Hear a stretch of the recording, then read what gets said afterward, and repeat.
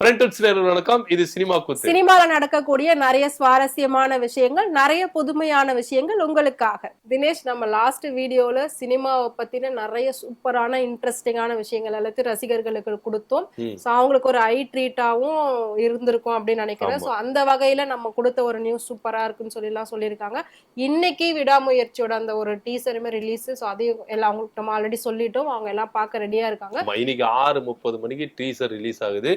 இணையதளத்தை வந்து அஜித் ஃபேன்ஸ் வந்து என்ன பண்ண போறாங்க, ஃப்ரீஸ் பண்ணி வைக்க போறாங்க அப்படின்னு சொல்லுவாங்க. இணையத்தை வந்து என்ன பண்ண போறாங்க, அதிர விட வெட்டிக்க போகுது அப்படின்னு சொல்லலாம். ஏன்னா ரொம்ப காலமா வந்து இந்த படத்துக்காக அஜித் ரசிகர்கள் வந்து அப்டேட் கேட்காத இடமும் கிடையாது, அவங்க போய் கூவாத இடமே கிடையாது. அந்த அளவுக்கு வந்து ரொம்ப வெயிட் பண்ணியிருந்தாங்க. இந்த படம் ரொம்பவே எதிர்பார்க்கப்பட்டது. அதனாலே இன்னைக்கு 6:40 மணிக்கு என்ன பண்ண போறாங்க, இந்த படத்தோட ட்ரீசர் வந்து வெளியிட போறாங்க.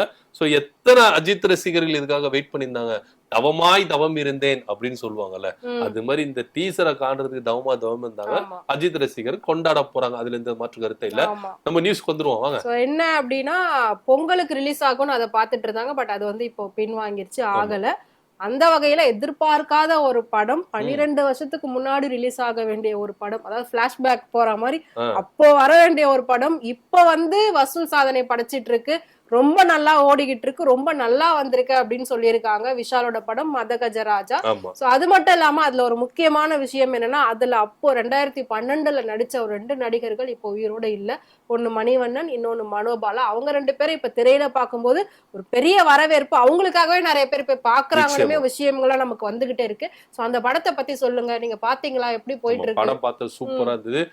காமெடிக்கு பஞ்சம் இல்லைங்க இந்த படத்துல. ஏன்னா சந்தானத்தோட காமெடி நீங்க அந்த டைம்ல ஓகே அப்புறம் வந்து பாஸ்கர் இவங்களோட காம்பினேஷன்லாம் வந்து பாத்தீங்கன்னா, சந்தானத்தோட காம்பினேஷன்லாம் பயங்கரமா இருக்கும். அந்த காலகட்டத்துல வந்த படம் 2013, 12, 14 இந்த மாதிரி வரிசையில வந்த படங்கள் வந்து சந்தானத்தோட காமெடி வந்து பீக்ல இருந்தது அப்படின்னு சொல்லலாம். சோ அந்த வகையில தான் இவங்களுடைய விஷால், சந்தானம், இவங்களுடைய காமெடிகள், இவங்களுடைய காம்பினேஷன் வந்து பஞ்சமே இல்ல அப்படின்னு சொல்லலாம். காமெடிக்கு இந்த படம் பஞ்சமே இல்ல. அந்த வகையில இந்த படம் வந்து சூப்பரா இருக்கு. மதகஜராஜா வந்து படம் சூப்பரா இருக்கு. இதோட வசூல் வந்து ரிலீஸ் பண்ணிருக்காங்க. இந்த படம் வந்து முதல்ல 12 வருஷத்துக்கு அப்புறம் இந்த படம் ரிலீஸ் பண்றாங்கல்ல, இந்த படம் எப்படி வரவேற்பை பெறப்போகுது? ஒரு பக்கம் சந்தான ரசிகர்கள் இருந்தாலும், ஒரு பக்கம் விஷாலுடைய ரசிகர் இருந்தாலும், பலதரப்பட்ட ரசிகர் இருந்தாலும், இந்த படம் எந்த அளவுக்கு வந்து இந்த காலகட்டத்துல, அது 12 வருஷத்துக்கு அப்புறம் பாத்தீங்கன்னா சினிமால எவ்வளவு டெவலப்மெண்ட் ஆயிடுச்சு. 12 வருஷத்துக்கு அப்புறம் நம்ம வந்து பாத்தீங்கன்னா, இந்த 12 வருஷத்து கேப்ல வந்து பாத்தீங்கன்னா சினிமா வந்து பயங்கரமா டெவலப் ஆயிடுச்சு. கதைக்களமும் சரி, சினிமா டெக்னாலஜி சரி, பயங்கரமா வந்து என்ன பண்ணிச்சுன்னா மாறிச்சு சொல்லலாம். சோ அந்த காலகட்டத்துல எடுத்த படம் இப்ப 12 வருஷத்துக்கு அப்புறம் ரிலீஸ் பண்ணும்போது இது எப்படி வரவேற்பு கிடைக்கும், எப்படி ரசிகர் மத்தியில போய் கொண்டு சேர்க்க போறோம் அப்படின்னு சொல்லிட்டு ரொம்பவே ஒரு அச்சத்துலதான் இருந்தாங்க. இருந்தாலும் இந்த படம் ட்ரெய்லர் லான்ச் எது இப்ப லான்ச் பண்ணாங்க, ட்ரெய்லர் லான்ச் திருப்பி ட்ரெய்லர் லான்ச் பண்ணும்போது கூட நிறைய கான்ட்ரவர்சி, விஷாலுக்கு வந்து உடம்பு சரியில்லை, நிறைய கான்ட்ரவர்சிகள்லாம் இருந்தது. இருந்தாலும் இந்த படம் வந்து ரொம்பவே எதிர்பார்க்கப்பட்டது. சுந்தர் சிங்னு ஒரு ஆடியன்ஸ் இருப்பாங்களா, செட் ஆஃப் ஆடியன்ஸ், அவருக்கும் வந்து என்ன பண்ணாங்கன்னா இந்த படம் எப்படியாச்சும் ரீச் ஆகும். ஏன்னா அந்த அளவுக்கு கமர்ஷியல் இந்த படத்துல இருக்கு, காமெடிகள் எல்லாமே இருக்கு. அந்த ஒரு தைரியத்தினால இந்த படத்தை என்ன பண்ணாங்க, 12ஆம் தேதி வந்து என்ன பண்ணாங்க, ரிலீஸ் பண்ணாங்க. ஆனா 3 நாள் கழிச்சு வசூல் என்ன பாத்தீங்கன்னா 12 கோடி. நீங்க வந்து பாத்தீங்கன்னா 12 வருஷத்துக்கு அப்புறம் ரிலீஸ் ஆன படம், 12ஆம் தேதி ரிலீஸ் ஆன படம், கிட்டத்தட்ட வந்து 12 கோடி. இந்த 12 கோடி வந்து ரிலீஸ் அந்த படம் வந்து வசூல இருக்கு. இன்னும் ஆயிட்டு இருக்கு. அதுல எந்த மாற்று கருத்துல இந்த படத்தை வந்து செம்மையா நான் என்ஜாய் பண்ணேன். நீங்களும் போயிட்டு தியேட்டர்ல போயிட்டு கண்டிப்பா நீங்க என்ஜாய் பண்ணுங்க. இந்த படம் வந்து சூப்பரா இருக்கு அப்படின்றதுல எந்த மாற்று கருத்து இல்ல. ஓகே, சோ சூப்பரான ஒரு இன்ஃபர்மேஷன் கொடுத்திருக்கீங்க. சோ எல்லாரும் போய் கண்டிப்பா படம் பாத்துருவாங்க அப்படின்னு நினைக்கிறேன். சோ இதெல்லாத்தையும் தாண்டி இப்ப நம்ம அஜித்தை பத்தி ஆல்ரெடி பேசிட்டு இருந்தோம். அது மட்டும் இல்லாம இப்ப அவர் கார் ரேஸ் போயிட்டு வின் பண்ணிட்டாரு.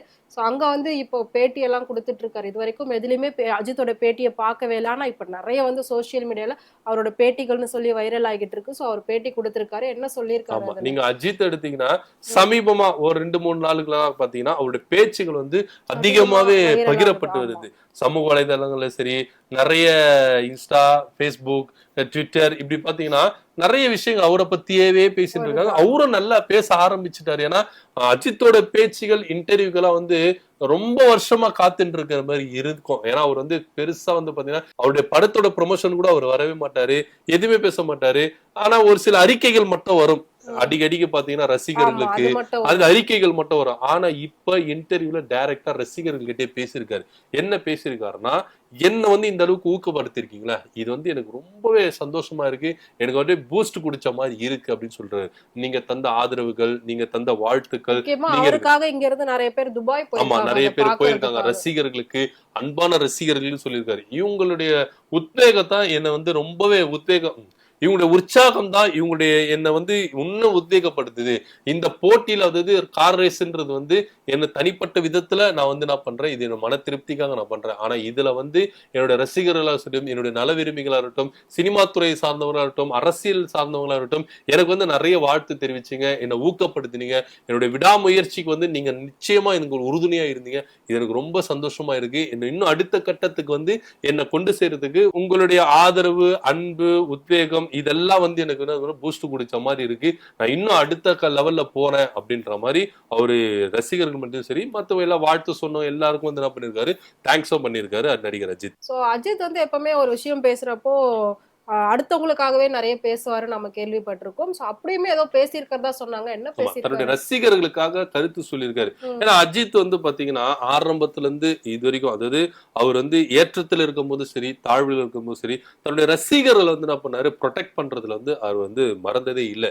அதாவது எனக்காக வந்து நீங்க எதுவுமே செய்யாதீங்க, பால் அபிஷேகம் செய்யறது, கட் அவுட் வைக்கிறது, இந்த மாதிரி விஷயங்களை நீங்க தவிர்த்துங்க. அதுக்கப்புறம் ரசிகர் மன்றத்தை அவர் கலைச்சாரு. ஆரம்பத்துல ரசிகர் மன்றம் இருந்தாலும் இந்த ரசிகர் மன்றத்தினால ரசிகர்கள் வந்து எந்த அளவுக்கு வந்து தன்னுடைய குடும்பத்தை கவனிக்காம எனக்காக வந்து இந்த அளவுக்கு செய்யறாங்களே, இந்த விஷயங்களை கேள்விப்படுவோம் ரசிகர் மன்றத்தை கலைச்சாரு. அதுக்கப்புறம் வந்து பாத்தீங்கன்னா என்ன அடைமொழி வச்சு கூப்பிடக்கூடாது, ஏகே அஜித் அப்படின்ற மாதிரி கூப்பிடுங்க அப்படின்ற மாதிரி விஷயங்கள்லாம் சொல்லியிருந்தாரு.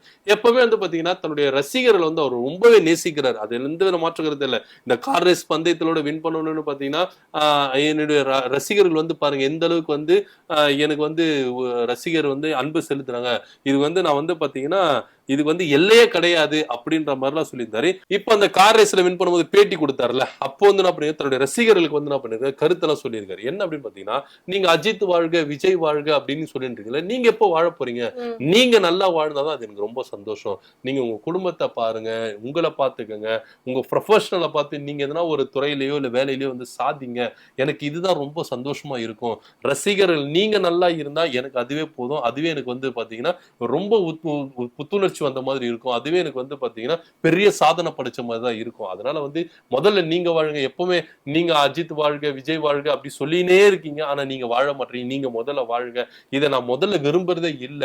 அதனால நீங்க படம் பாருங்க, சினிமா போய் ரசிங்க. அதுல எந்த வித மாற்று கருத்து இல்ல. ஆனா இருந்தாலும் ஃபர்ஸ்ட் உங்க குடும்பம் தான். உங்க குடும்பத்தை நீங்க பாருங்க. உங்க குடும்பத்துக்கு நீங்க எவ்வளவு சேஃப்டி பண்ணுவீங்களோ அப்படி சேஃப்டி பண்ணுவீங்க. நீங்க எதனா ஒரு நல்லா படிக்கிற பசங்க நல்லா படிங்க.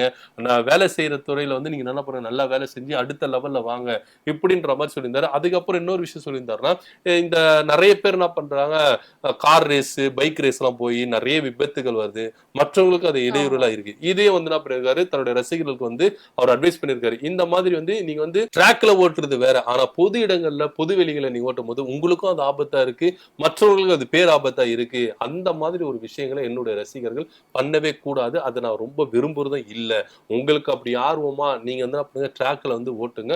அது வந்து சேஃபாவும் இருக்கும், உங்களுக்கும் சேஃபா இருக்கும், மற்றவங்களுக்கு சேஃபா இருக்கும். சோ இந்த மாதிரி ஒரு சில அறிவுரைகள்லாம் வந்து என்ன பண்ணிருக்காரு, அஜித் தன்னுடைய ரசிகர்கள் சொல்லியிருக்காரு. ஆனா ஒரு விஷயம் மட்டும் சொல்லலாம், என்னதான் ஒரு நடிகர் உச்சத்துல இருந்தாலும் தன்னை பற்றி இந்த மாதிரி நீங்க வந்து செயல்படக்கூடாது, எனக்கு இப்படி செய்யக்கூடாது, அப்படி பண்ணக்கூடாது, இப்படி எல்லாம் கூப்பிடக்கூடாது அப்படின்னு சொல்லிட்டு சொல்றதுல அஜித் வந்து பாத்தீங்கன்னா தனித்துவமா தான் இருக்காரு. அதுல எந்த வித மாற்று கருத்தே இல்ல.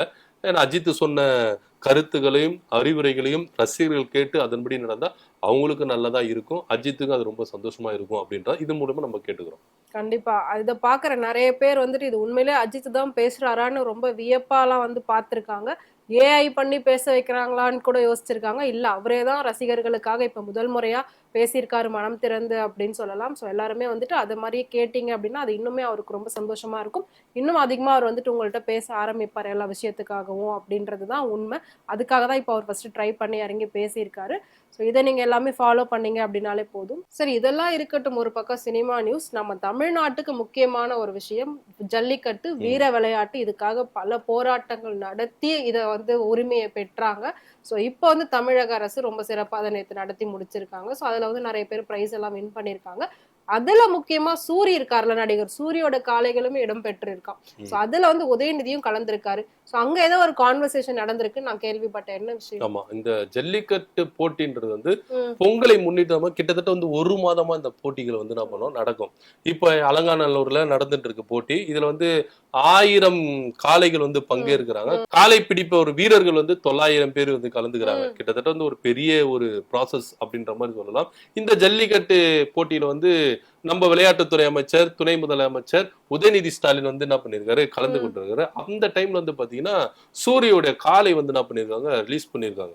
அப்போ மைக்கில் அனௌன்ஸ் பண்ணிருக்காப்பா, நடிகர் சூரி காலை வருதுப்பா அப்படின்ற மாதிரி சொல்லிருக்கும் போது பக்கத்துல இருக்கிற அமைச்சர் மூர்த்தி கிட்ட வந்து என்ன பண்ணிருக்காரு, உதயநிதி கேட்டிருக்காரு, சூரி வரலீங்களா அப்படின்னு கேட்கும் போது இல்ல அவர் வரல அப்படின்னு சொல்லும் போது இந்த கான்வர்சேஷன் என்னதான் இருந்தாலும் படத்துல வந்து 2 பேரும் ஒன்னாதான் நடிச்சாங்க. இவரு அரசியலுக்கு வரது முன்னாடி திரைப்படத்துல இவங்க 2 பேரும் ஒன்னா அந்த நட்பு அது ரீதியா என்ன பண்ணிருக்காரு, சூரிக்கு நீங்க இன்வைட் பண்ணீங்களா, சூரி வரலையா அப்படின்ற மாதிரி கேட்டிருக்காங்க. அவரு வரலங்க, ஏதோ பிஸியா இருந்திருக்காரு போல இருக்கு அப்படின்னு சொல்லிட்டு இப்போ அந்த கான்வர்சேஷன் தான் சமூக வலைதளங்கள் வந்து ரொம்பவே வந்து பரவிட்டு இருக்கு அப்படின்னு சொல்லிட்டு, என்னதான் இருந்தாலும் தன்னுடைய நண்பனை வந்து கூப்பிடலையே அப்படின்றதுக்காக அவர் கேட்டிருக்காரு. சோ இந்த கான்வர்சேஷன் தான் பண்ணிட்டு இருக்கு. ஆனா இருந்தாலும் சூரியோட காலை வந்து என்ன பண்ணிருக்கு, வின் பண்ணிருக்கு. என்னதான் வந்து சூரி வந்து சினிமா துறையில போனாலும் தன்னுடைய பாரம்பரியம் காக்கப்படணும், தமிழ்நாட்டு பாரம்பரியம் காக்கப்படணுன்றதுக்காக அவருடைய காலை வந்து ராஜாக்கூர் கருப்பன் அந்த காலை பேரு. இந்த காலை வந்து என்ன பண்ணிருக்கு, யாருமே பிடிக்கல. இந்த மாடு வின் பண்ணி இருக்கிற செய்தி வந்து ரொம்பவே மகிழ்ச்சிக்குரியான விஷயம். அதே போல சினிமா தாண்டி அரசியலை தாண்டி என்னாலும் நட்பு ரீதியா வந்து சில விஷயங்கள் நடக்கல. அந்த ஒரு விஷயம் தான் இது நடந்திருக்கு. சூரி வரலையா அப்படின்னு உதயநிதி கேட்ட வீடியோ ரொம்ப வைரலாக பரம்பி இருக்கு. அது மட்டும் இல்லாம போன வருஷம் வந்து ஜல்லிக்கட்டுல ஜெயிச்சவங்களுக்கு தார் கார் தமிழக அரசு கொடுத்திருந்தாங்க. இந்த வருஷம் என்ன கொடுக்க போறாங்கன்றதை நம்ம பார்க்கலாம். அப்புறம் நிரஷா, என்னதான் வந்து சினிமால வந்து நம்பத்தக்க விஷயங்கள் வந்தாலும் ஒரு சில விஷயங்கள் வந்து பாத்தீங்கன்னா புரளி கலைப்பு விட்டுருவாங்க. சமீபமா கூட வந்து பாத்தீங்கன்னா நிறைய புரளி எல்லாம் வந்தது. இவங்க இறந்துட்டாங்க, இவங்க அவங்க கூட போயிட்டாங்க, இவங்க கூட போயிட்டாங்க அப்படின்ற மாதிரி நிறைய, இவங்களுக்கு குழந்தை பிறந்துச்சா, அதுவும் 2 குழந்தை எல்லாம் பிறந்துச்சா அப்படின்ற மாதிரி வந்து பாத்தீங்கன்னா நிறைய புரளி கலைப்பு விடுவாங்க, கான்ட்ரவர்சி ஆகட்டும் அப்படின்னு சொல்லிட்டு. இப்போ ஏதோ ஒரு நடிகையோட அம்மா வந்து இறந்துட்டாங்க அப்படி சொல்லிட்டு கான்ட்ரவர்சி ஆச்சு, கலைப்பி விட்டாங்களே, என்னது விஷயம்? ஆமா, 80கள்ல குணச்சித்திர நடிகையா நடிச்சவங்க தான் கமலா காமேஷ். அவங்களுக்கு வந்துட்டு இப்ப வயது 72. அவங்க வந்து வேற யாரும் இல்ல, இப்ப இருக்க நடிகையோட உமாரியாஸோட அம்மா தான் அவங்க. அவங்க இறந்துட்டாங்க அப்படின்ற ஒரு புரளி 2-3 நாளுக்கு முன்னாடியில இருந்து ரொம்ப கான்ட்ரவர்சியா போய்கிட்டு இருந்துச்சு. எல்லா மீடியாஸ்லயுமே வந்துட்டு அந்த மாதிரியான நியூஸ் வந்தது. அது என்ன அப்படிங்கறத நாங்களும் கொஞ்சம் அலசி ஆராயும் போதுதான் உண்மை என்னன்றது எங்களுக்கு தெரிஞ்சது. அந்த வீட்டுல ஒரு துக்கம் நடந்திருக்கு. ஆனா இறந்தது உமாரியாஸோட அம்மா இல்ல, ரியாஸ் கானோட அம்மா தான் இறந்திருக்காங்க. சோ அவங்க இறந்ததுதான் தவறுதலா இவங்க அம்மான்னு புரிஞ்சுக்கிட்டு அந்த மாதிரி நியூஸ்களை போட ஆரம்பிச்சுட்டாங்க. சோ உமாரியாஸை பொறுத்த வரைக்கும் 2 பேரையுமே அவங்க தான் வீட்டுல வச்சு பாத்துக்கிட்டு இருக்காங்களாம். 2 பேருமே தன்னோட அம்மா அப்படின்ற மாதிரி தான் எப்பவுமே அவங்க பேசுவாங்க, பழகிருக்காங்க. சோ அந்த மாதிரிதான் வந்து இந்த நியூஸ் வந்து ஸ்ப்ரெட் ஆயிருக்கு. சோ அம்மான்னு சொன்னோன்னே மாமியார தான் அவங்க அம்மான்னு சொல்லியிருக்காங்க. பட் இவங்க தான் கமலா காமேஷே இறந்துட்டாங்க அப்படின்ற மாதிரியான நியூஸ் தான் வந்து பெரிய அளவுல போய்கிட்டு இருந்துச்சு. அது முற்றிலும் தவறு. சோ இறந்தது வந்துட்டு ரியாஸ் கானோட அம்மா மட்டும்தான். அது தவறே இல்லையே. ஏன்னா தவறு இல்லைன்னா அந்த மாதிரி சொல்லல, தன்னுடைய மாமியார அம்மாவா பாவிச்சிருக்காங்க. அவங்களும் இன்னொரு தாய் அப்படின்றத அவங்க சொல்லியிருக்காங்க. இந்த விஷயம் வேற மாதிரி போயிருக்கு. ஏன்னா அவங்க வந்து தன்னுடைய மாமியார நினைக்காம அம்மாவா நினைச்சிருக்காங்க. எனக்கு இருந்தாலும் இன்னொரு அம்மா அப்படின்ற மாதிரி அவங்க கருதுனால, மாமியாரா தாயா கருதுனால என்னுடைய அம்மா இறந்துட்டாங்க அப்படின்னு சொல்லும் போது விஷயம் வந்து வெளியே வேற மாதிரி எக்ஸ்போஸ் ஆயிருக்கு. இருந்தாலும் அவங்களுடைய துக்கம் இந்த மாதிரி விஷயம் நடந்திருக்கிற விஷயத்துல இதுல ஒரு விஷயத்த வந்து நம்ம பொருளைய கலப்ப வேண்டாம் அப்படின்றதுதான் ஒரு நம்ம கேட்டுக்கிற விஷயமா இருக்கு. சோ இன்னைக்கு சினிமால இருக்கக்கூடிய அப்டேட்ஸ் எல்லாமே இதுதான். ஆனா இதை விட இன்னும் சூப்பரான அப்டேட்ஸ் எல்லாம் உங்களுக்கு வேணும் அப்படின்னா நீங்க எங்களோட வீடியோஸை தொடர்ந்து ஃபாலோ பண்ணிக்கிட்டே இருங்க. நன்றி, வணக்கம். நன்றி, வணக்கம்.